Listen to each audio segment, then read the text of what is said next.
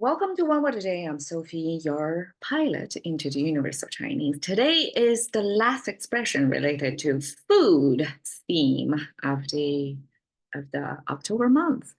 And I want to introduce to you one show that was very popular in China. That's called 舌尖上的中国, tongue tip above. Well, that's a Chinese structure, kind of mid-nation. So mid-nation or mid-kingdom is a Chinese self-refer. We call China 中国, middle kingdom, right?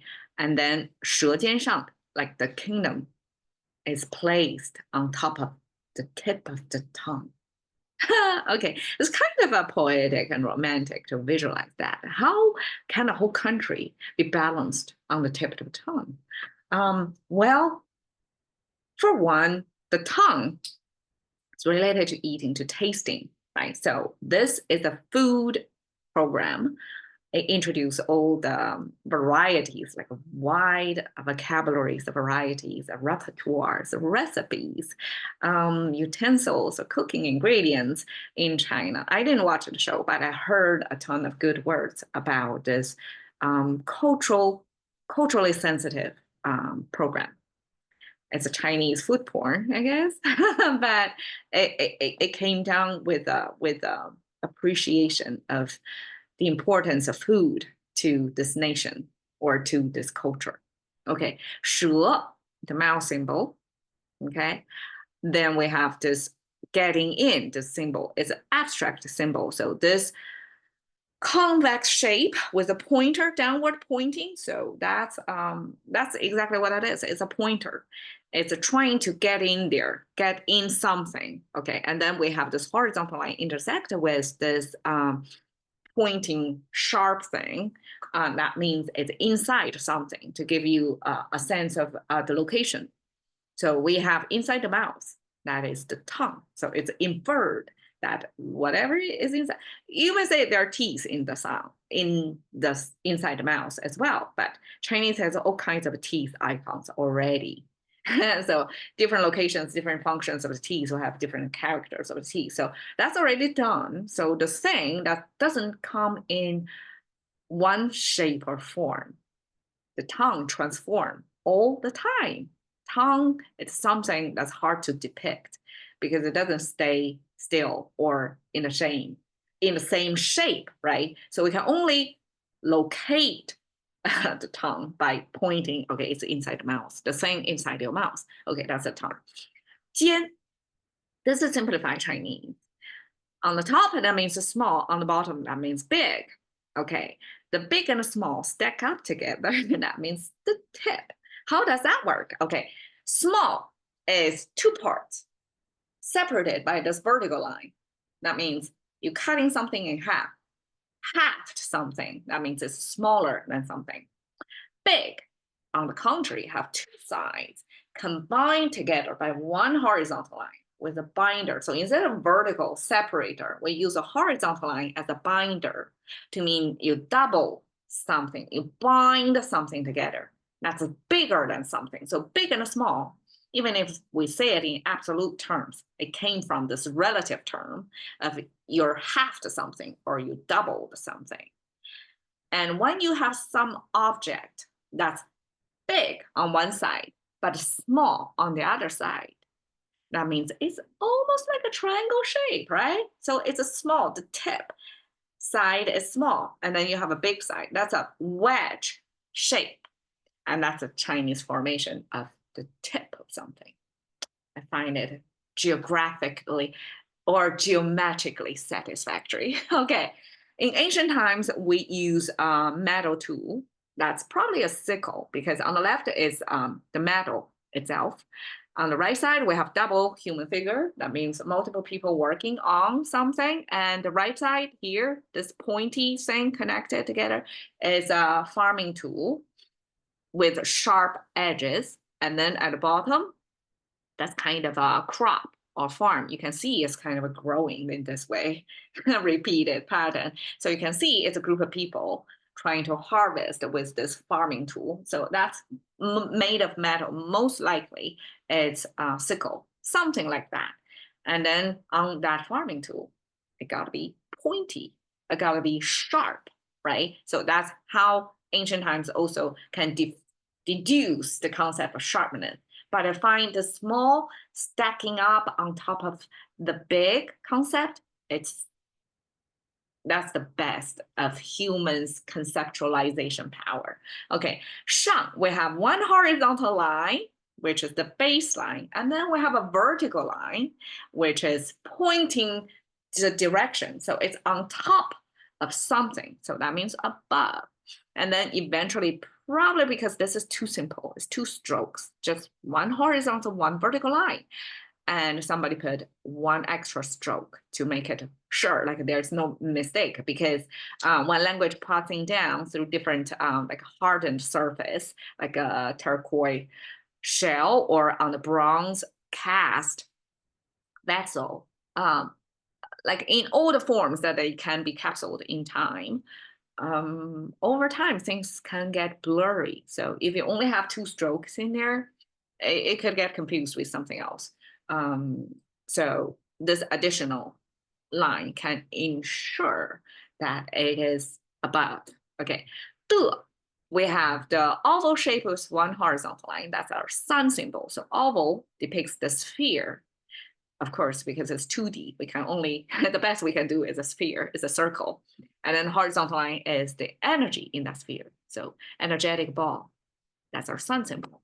The right side, this twist and turn thing, is our ladle or big spoon. And we have something hold in that spoon. So we have the sun, we have the spoon together. It becomes kinda, like, how does that even happen? Okay, my theory is, okay, spoon, as a eating, right? So Chinese deduce a lot of meaning from the action of eating. You scoop something liquid form, and you have the sun symbol. We call it the 白勺的. It is the connector word between adjective and noun, because grammatically, Chinese don't really have that in the past. We didn't have that in the past, okay? And then 白勺的 was added later on by some, I guess, language scholars, so that grammatically it is obvious that we have this descriptor in front of the descriptee, right? So the adjective and the noun connected by this connector word. So why it became the connector word, the apostrophe S, so to speak, because the sun is the energy source we live off, and the spoon with the soup is almost like the connector of that external energy source. You use that, spoon it to consume inside you. So that spoon feeding energy from the sun, it's implied that we have this energy chain, so to speak, from the sun all the way to human consumption to keep our biologically, energetically functional. And that connection, food connection, energy connection, then implied into this conceptual connection. We have this adjective noun connection function. Okay, that my big theory out there. Okay, 中, middle. So again, the mouse symbol, you can see the same as this mouse symbol, up tilted corner, smiley mouse face. And then the middle line, cutting right in the middle. So almost like look like this. So it's a Chinese way to say it's something positioned right in the middle. And we gauge that with the mouse. Okay. The nation is expressed by this full frame rectangle shape. Chinese, because we only have such a small space, this 2D frame to express concept. When you see the border that's like full frame to the outer edge of the whole, take up the whole character space, you know it is a big border line. That means a huge space, even if it's visually small, but conceptually we can view that's like covering everything from heaven to earth, because we have 2 lines as a heaven and earth, open space on the side. But if it's an enclosure, that simply means a huge space. And then we have this 戈, which is a weaponry. And I will view that as the farming / weapon tool. Depends on it's war or peacetime. This sharp-edged tool can be used to, I guess, cut plants or crops or cut your enemy. So this multifunctional tool was used as a weaponry icon a lot. And then we have this mouse symbol again. We can almost view that as a small land. And then we have horizontal line. That is the ground level or the piece of land. So one explanation of that is the mouse, this little square inside this bigger rectangle means the population, like a collective population living on that land. I mean, visually, it's almost like that, right? So we have population, which takes a lot less space than the whole land, the whole space, right? We cannot be overpopulated. There is only human to land ratio like that, right? And then this horizontal line simply means the land. So the population on the land defended by the weaponry within this space or boundary. That's the definition of nation. And so I would say in the nation, the essential elements are you have military protection, you have a clear border, and you have a population. You're going to defend you and defend for. So that's your concept of nation. 舌尖上的中国 is written like that. I mean, this is a Chinese calligraphy. And it was translated as a bite of China.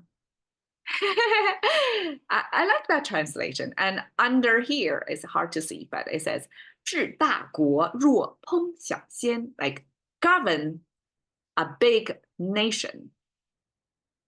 中国, right? 国 and the 大, the same character as this, right? So you can see reoccurring themes there. Govern a big nation. 若 is a comparable, like as if you're cooking 烹小鲜, like you're cooking small, fresh. 小鲜 means like make a small pot of soup. So you have to take it slow. When you govern a big country, the contrast is you have to take baby steps as if you are slow cook your soup. That's 舌尖上的中国. I hope you enjoy this month's food theme. Next month, I'm going to switch to something else. So wait and see. See you another day.